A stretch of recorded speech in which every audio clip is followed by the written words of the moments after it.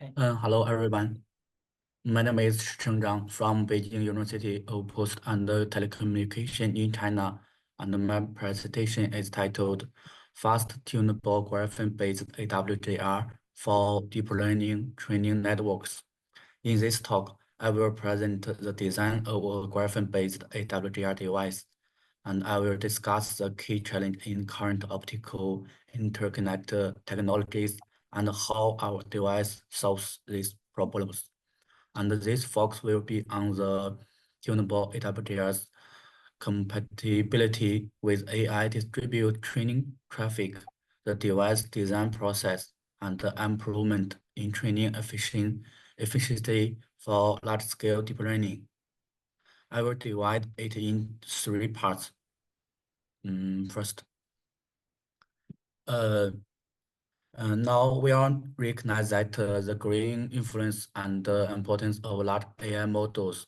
The US leads this field with models like OpenAI's ChatGPT-4, Anthropic's Cloud 3.5, and Meta's Llama 3.1, which has over 100 billion parameters.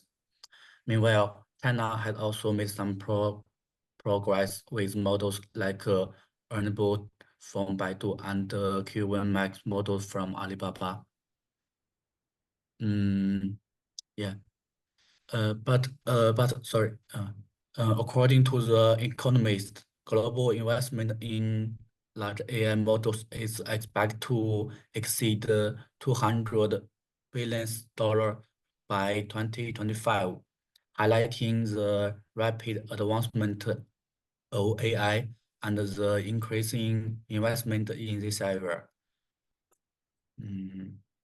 However, as AI models grow, training requires many GPUs working together. For example, training the Llama 3.1 models use over 16,000 GPUs, leading to a new challenge, GPU communications. As the number of processing nodes increase, communication times grow exponentially, even taking up to 80% of the total training time.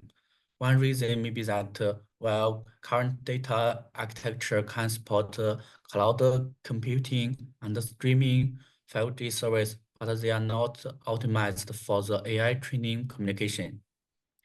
And let's see the main technology route in current data center, electrical and optical switching. Electrical switching face significant bottlenecks now due to bandwidth and energy consumption limits. Analysis show that the growth rate of electrical switch cabinet the growing rate of electrical switch capacity is much lower than that of network traffic. Here, we can see it, and Microsoft predicts that the capacity will stop growing by 2027. Moreover, the energy efficiency of electrical switch decrease as the bandwidth increase, making them unpromising choice now. Okay, let's see the optical switching. On the other hand, optical switching is transparent to data exchange rates and can theoretically provide unlimited capacity. Optical switches are ideal for handling long packets and large data flows, with an average energy consumption per bit 10 times lower than that of electrical switches. Here we can see. And therefore, optical switching is key become the key direction for next generation data center networks. And next, I will introduce some optical switching solutions and their current issues.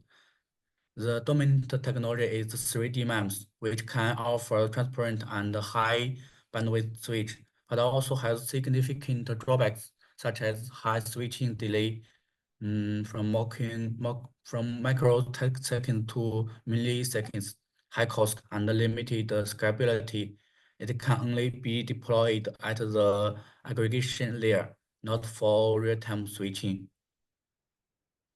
There, we we will look at some other optical switching technologies. I have compared the performance of various optical switching technology like MEMS, ARCOS, electro-optical MZI, and semiconductor optical amplifier with optical switch. Now, from the table 1 graph, we can see most of these technology have bandwidth loss and delay issues. AWGR technology stand out as the most promising solutions due to its comprehensive performance. Then for the AWGR academic research, next I will explain some common key strategy for designing high-performance AWGRs, mainly focus on optimizing insertion loss, non-uniformity, polarization sensitivity, and crosstalk. In general, we can see that strategies mainly include designing special waveguide like ultra-thick square waveguide and double-edged waveguide, and improving AWGR structures such as by introducing side-shaped arrayed waveguide and brush-shaped star couplers. Typically, AWGR research often use materials silicon waveguide technology like silicon-on isolator, silicon nitride, and doped silicon. However, we propose using graphene silicon-based waveguide to create a tunable AWGR device. Next, I will detail why we chose this approach. First, we know that large models training based on machine learning is one of the fast-growing industry in the world now. The main strategy for distributed deep learning training are data parallelism and model parallelism.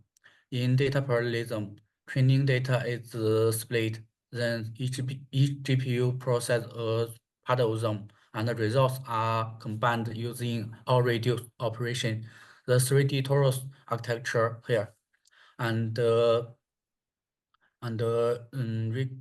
recursive halving and doubling architecture, which also called HD architecture here, are two typically examples of it. By analyzing, we found that deep learning training has periodical and consistent traffic patterns. If the AWGR center equivalence can be tuned periodically, thus it can match quite well with deep learning traffic patterns in an optical network. For instance, a radius operation on the HD architecture involves step 1 to step 4, to step 6, and 6 steps, which can be perfectly handled by tuning the AWGR center wavelengths here. That because by examining the interconnection relationships between nodes 1 to nodes 8 in the two graphs, we can find each step of our radius operation can correspond to a certain state of the tunable AWGR. Thus, we can achieving the operation easily through turning the AWGR device, and then also avoiding large-scale GPU reconfiguration and also simplifying the system by not needing tunable lasers. Similarly, it can be proved that the all-reduced operation in 3D torus and all-to-all operation in model parallelism can also be achieved by tunable AWGR due to their regular communication patterns. Therefore, tunable AWGR based on optical switch quite fit the communication needs for HPC nodes in deep learning training. And let's discuss how To achieve AWGR tuning, use graphene silicon waveguide. A key feature is that the dielectric constant of graphene changes with its chemical potential, allowing us to adjust the effective refractive index by applying an external bias voltage. The green equations, especially equation 2, show that the changes of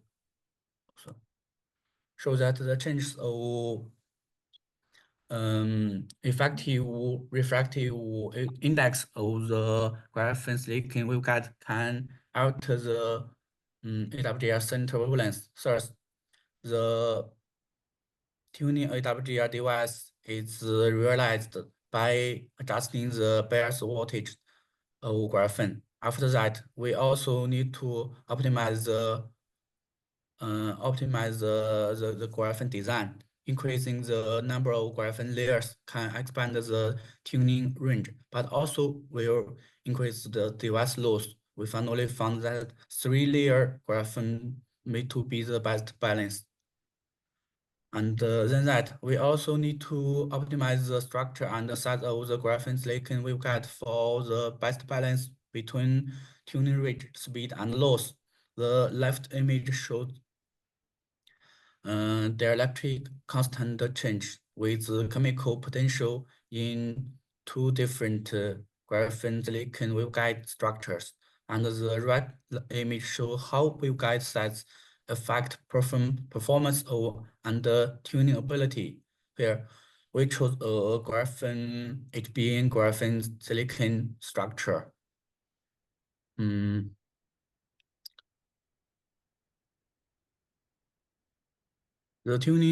tuning simulation results for the AWGR based on the previous design and shown here. The left graph shows the output spectrum of channel 4, 5, and 6 at a certain bias voltage in an 8-port AWGR device, with the red dashed line represents the output spectrum shift of channel 5 under different other bias voltage, thereby achieving the wavelength tuning of channel 5 to the output of channel 4 or channel 6. Dividing the graphene silicon waveguide into A and B parts, and then applying a different bias voltage can change the channel bandwidth of the device. Also, is shown in the right graph. This is the simulation analysis result of the tunable AWGR. Besides, due to the graphene's excellent performance, graphene-based AWGR had many advantages, include wavelength independent tuning, picoseconds tuning speed, and seamless compatibility and easy on-chip integration. Here we also simulated a deep learning training architecture based on tunable AWGR. Results show that using the HDR radius architecture, each iteration synchronization time is less than 0.274 microsecond, which is 98% faster than the normal 3D MEMS and 33% faster than standard AWGR-based optical switch.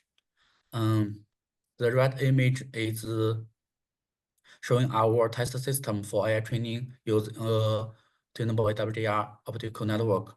Since our tunable AWGR device is now current is still being fabricated, actual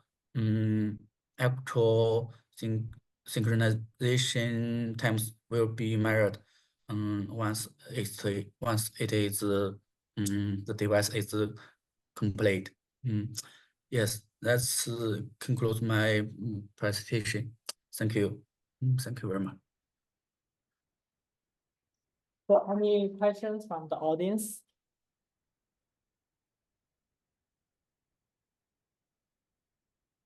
If there are no questions, maybe I can ask a question. So compared to this, so what is the reason of using AWGR? I guess the advantage of AWGR is that it can the circuit switching time is much smaller. So what's the benefit of using compared to using OCS?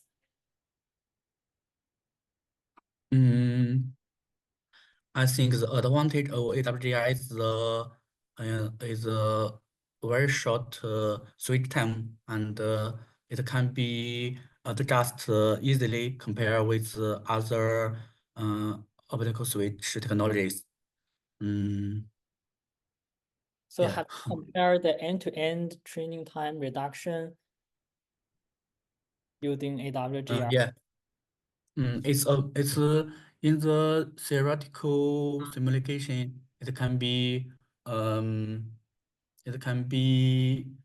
nano seconds or even picosecond, but actually the actual switch time may be until we fabricated the device and we can measure it. Okay, thank you. Yeah. Maybe let's have our last talk.